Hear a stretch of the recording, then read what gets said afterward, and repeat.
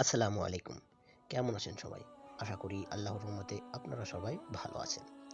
আজ আমি কাতার বিশ্বকাপ 2022 এর ব্রাজিল সমর্থন ডিজাইন শেয়ার করব এবং কিভাবে ডিজাইনটি কাস্টমাইজ করতে হয় সেটি সম্পূর্ণ ভিডিওতে দেখিয়ে দিব।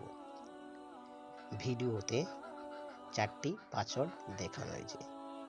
একটি করে পাসওয়ার্ড কিছু সময় পর পর আসবে। সম্পূর্ণ ভিডিও দেখিয়ে পাসওয়ার্ড সংগ্রহ করুন। আপনি যদি আমার চ্যানেলের নতুন দর্শক হয়ে থাকেন অবশ্যই চ্যানেলটি সাবস্ক্রাইব করবেন এবং পাশে থাকা বেল বাটনে ক্লিক করে নোটিফিকেশন অন করে দেবেন। তো চলুন শুরু করা যাক।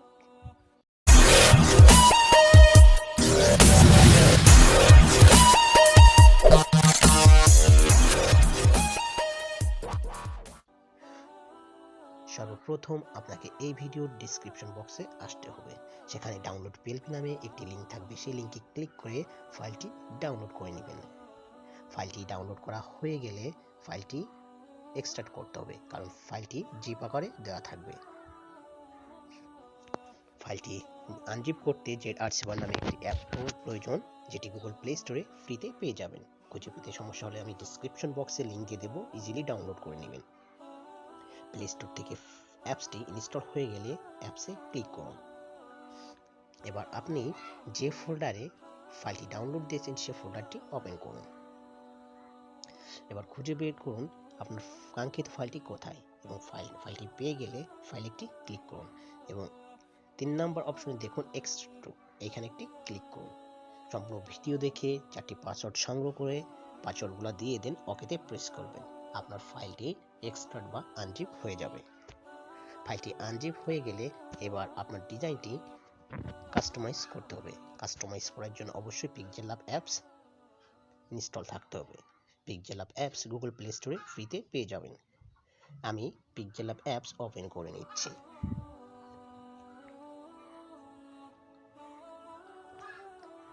পিক্সেল ল্যাব অ্যাপস ওপেন করার পর এই ধরনের একটি ইন্টারফেস আসবে।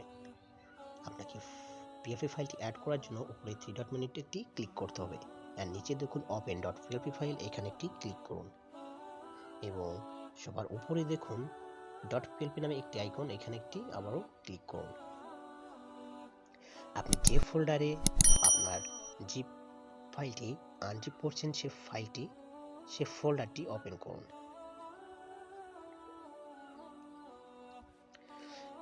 ফোল্ডারটি ওপেন করার পর দেখবেন Brazil support football dot PLP এটা শো করবে। ফাইলে একটি ক্লিক করুন।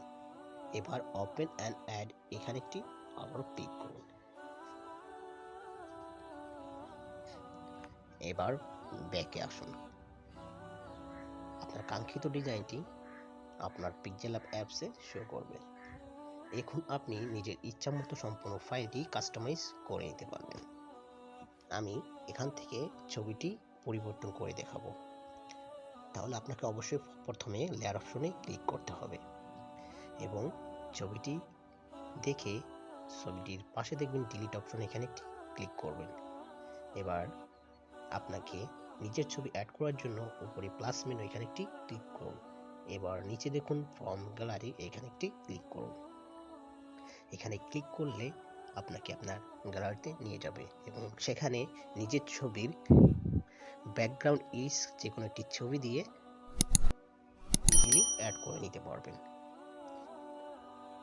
ফাইলটি রিসাইজ করে আবার এখানে বসিয়ে দিন। এবার আপনি আপনার নিজের নাম চেঞ্জ করবেন, সেই জন্য আবার লেয়ার অপশনে ক্লিক করুন এবং নামটি আনলক করে পাশে দেখুন একটি পেন আইকন, এখানে একটি ক্লিক করুন। এবার কিবোর্ড অপশনে নিজের নাম টাইপ করুন। আপনি চাইলে এখান থেকে লেখার কালার চেঞ্জ করে নিতে পারবেন। লেখার সাইজ, লেখার কালার সবগুলোই চেঞ্জ করতে পারবেন।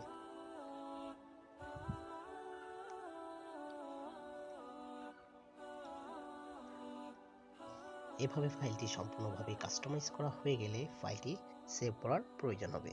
ফাইলটি সেভ করার জন্য উপরে সেভ মেনুতে একটি ক্লিক করুন এবং নিচে দেখুন সেভ অ্যাজ ইমেজ, এখানে একটি ক্লিক করুন।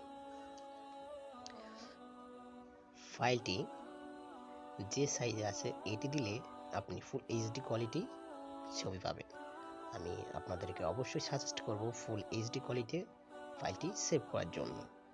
সো কোনো কিছু চেঞ্জ না করে আপনি সেভ টু গ্যালারিতে ক্লিক করে ফাইলটি সেভ করে নেবেন। তো এই ছিল আমার আজকের ভিডিওটি ভালো লাগলে অবশ্যই লাইক, শেয়ার অ্যান্ড কমেন্টস করবেন। আসসালামু আলাইকুম।